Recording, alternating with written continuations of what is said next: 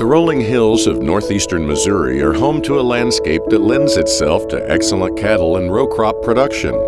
Owned by the Swetnam family since the mid-1940s, this 402-acre farm in Randolph County represents a great combination of pasture land, row crop, building sites, hunting potential, and more.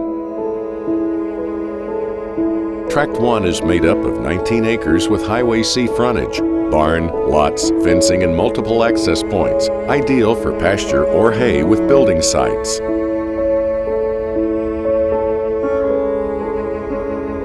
Tract 2 consists of 219 acres of CRP and cropland. This tract includes several building sites and multiple income streams, with 34 tillable acres and annual CRP income of $16,759.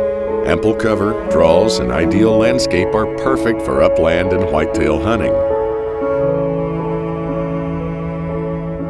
The 81 adjacent acres in Tract 3 possess many of the same qualities, including 5 acres of cropland, over $5,400 CRP income, and hunting opportunities. Tract 4, 81 acres with barn and lots, good fencing, water, and grazing is ideal for the cattleman.